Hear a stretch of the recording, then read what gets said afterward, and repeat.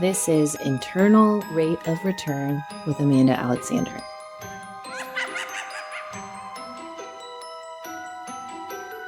Hi, everyone, and welcome to this week's episode of the Internal Rate of Return. No guest today, just me on this special edition. I'll do a solo recording for most holidays, with this one being my first, and it's airing on Halloween. If you're looking at YouTube, you can see me in my skeleton shirt and my orange Halloween glasses. Enjoy. So 13 is a spooky number. I actually think it's a lucky one. So we're going to use the number 13 to guide the format of today's episode. I'll present 13 tricks and treats, the tricks being challenges with investing, and the treats are how one might reframe those challenges into an opportunity. We'll do the first 7 specifically about investing, and then the latter 6 about mindset. Ready? Let's go. Trick number 1.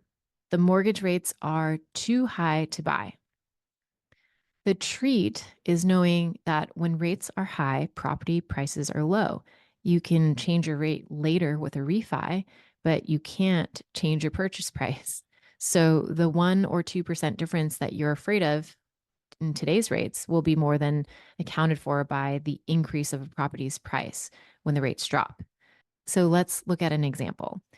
We've got a $500,000 property at 7.1% interest rate. That's just what it was when I looked this up last.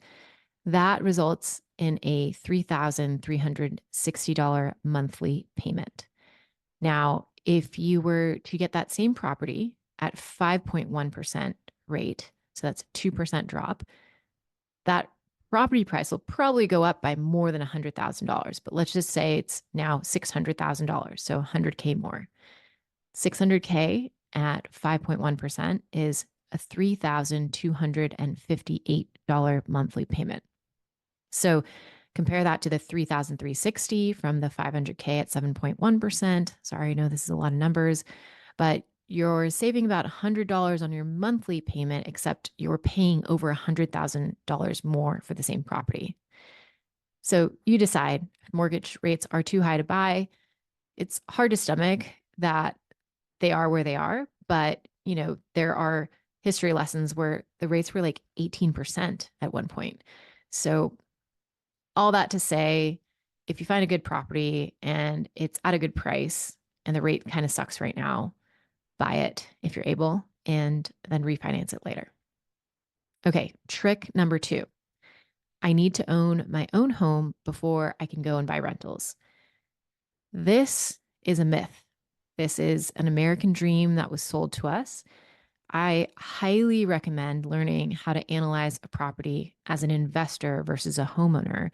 When you do that, you'll see that you may be losing money on your primary residence versus renting where you live and then making money somewhere else with rentals. To many, this probably doesn't make sense, and that's okay. That's because we are caught up in mainstream thinking. And this is why you're listening to my podcast, to elevate or evolve the way you think about these things. Let's go through an example. Now, bear with me or get a pen and paper and take notes. I'm just trying to bring this to life. If you have a $100,000 down payment at 20%, you could use that to buy a $500,000 home. And don't get me wrong, I understand the peace of mind that comes with owning your own home. I have had the unfortunate experience of homelessness. So it is a deeply emotional thing to reach a point where you know you have that sense of security. With that sense of security and stability, because I do own my primary, I've been able to expand my mindset to take calculated risks with higher rewards. So again, I get it. Owning your own home is important. But think about another opportunity.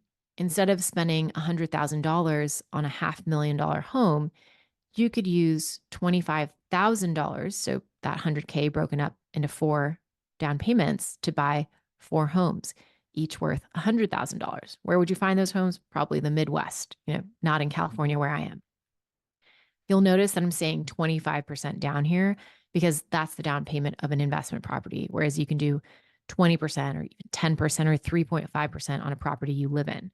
For a rental, it's an investment property, so your down payment will be 25% or more. The bottom line, investors just have to put more money down. Okay, let's keep going with this example. You now own 4 rental properties with that $100,000. Say you get $250 per door after all expenses are paid. So now you're netting $1,000 per month on these investments. That's not what will make you rich, of course, but who doesn't love an extra grand in their pocket every month? Add to that, you're also building equity. And what brings wealth is the ability to recycle your money. While your tenant is paying down your mortgage, appreciation does its thing. You are building up that equity so you can tap into it down the road. Use a HELOC to repurpose your dollars into another investment. It's really a snowball effect. But going back to the original plan, if you had bought the $500,000 home at 6% interest, like we said on the trick number 1, you'd be paying more than $3,000 a month on your mortgage versus earning $1,000 a month on your rentals. I'm not going to belabor the point. I recognize this is a stretch of the mind. I could probably spend an entire episode on this topic alone. In either scenario, you're building equity, and that is a good thing. But this is just some food for thought. Now, trick number 3, I need to establish an LLC to start investing. Take a minute. Yes to LLC, but does it have to happen now? I have 2 LLCs, both are in Wyoming, and I'm no expert at this, but if I were to break this down in a really simple way, the LLC is intended to protect you from getting sued, among other benefits. Now, why would someone sue you? If they think you have a lot of money. Maybe you do. I would say read more up on it. And if you are ready to start making transactions that you want to have under your LLC, then consider building it out. But if you haven't purchased any property yet, then do you really have wealth to protect? If the answer is no, then maybe the LLC is not necessary at this stage. Trick number 4, I'm getting about 7% returns on my 401k. Now, you might be getting more or less than this in your 401k, but this is the actual number that I looked up in my account. And note that this is the average annualized return. Average annualized return. What does that mean? One year you could be making 20%. The next year you could be in the negative percents. You take the average across the years that you've had your money in this account, and that's your AAR. Here's why this pales in comparison to, say, putting your money into a syndication, buying an apartment complex with a team. Real numbers on a deal we're working on right now, 7% cash on cash return. Now, this is different from AAR. Your 401k does not let you get cash out every year for you to use now, whereas you do get distributions from a syndication. But I have to emphasize that cash flow is not why you do a syndication. You do it for the equity and splitting profits when you sell the property. That's what gets you into the high teens, low 20% AAR in a syndication for being a limited partner with a standard 5-year hold. Then you get all your money back and then some to decide what else you want to do with it. In contrast, you've got a 401k that holds your money for decades, and then you got to hope you are healthy enough at that retirement age to actually enjoy your savings. Or on the other side of that, you live a beautifully long retirement, but run out of money because your 401k is not cash flowing. Now, I'm not saying it's not good to have a 401k, have one, but also know there are other channels out there that can, 1, grow your money faster, and 2, give you returns sooner than retirement. The key is to diversify, which brings us to our next concept. Trick number 5, liquidity versus gains. Using the prior example, you may get higher gains, but you have low liquidity for that 5-year period, that 5-year holding for the project or syndication that you're on. If you're going to buy into a syndication, you need to treat that money as untouchable. Or even with the 401k, to get those compounded returns, you have to let your money sit in there for decades. So this is the conundrum, liquidity versus gains. To have your money be liquid now, accessible to you now, you have to sacrifice gains. On the flip side, to have bigger gains requires low liquidity. So bigger returns, then you don't have access to that money for however long it's being held. Is there a middle ground? Yes, but I am not the expert at it. You know who is? Erica Neal. Go check out that episode where you can learn about the infinite banking concept, IBC. She breaks it down and it absolutely blows my mind. That aired on October 10th, 2024. If I were to poorly articulate it, you can have both liquidity and gains through the infinite banking concept, which uses life insurance policies for you to become your own bank. You get stronger returns and you have access to your money on better timelines. Again, that episode with Erica is one of my favorites. It dropped October 10th. Go check it out. Trick number 6. I don't want a taxable event, also known as capital gains. The treat here is a 1031 exchange. I'm inviting Lisa Bianculli Hutter back to the show, and she will break this down for us. For now, you can go look it up, 1031 exchange. This is one of those hacks that the wealthy people use to avoid paying taxes. The summary is that you would sell a rental property, keyword rental property, not your primary home. You'd gain profit on that property and then roll that profit into an escrow account and then use it within, I think it's 180 days or 6 months to buy a bigger, similar asset, another rental. And the 1031 exchange allows your taxes to be deferred. And if you continue to implement the 1031 exchange strategy until your death, you are allowed to pass on all of your capital gains to your heirs tax free. Game the system, people. And now our final trick around investing, and then we're going to switch to mindset. It kind of ties the two together, but the trick is coaches and communities are too expensive. This is true. Coaches and or high-end communities are expensive. We're talking tens of thousands of dollars yearly to build into your budget. I believe Alex Hormozy quoted spending 6 figures on his coaches and communities annually. You got to pay to play, but choose carefully. The coach I hired offered 2 areas of discipline to me. One is that he is a certified high performance coach. So through him, I've grown to love Brendan Burchard's content and his high performance habits, as well as the high performance journal. That's definitely enabled me to increase my capacity and even improve my relationships.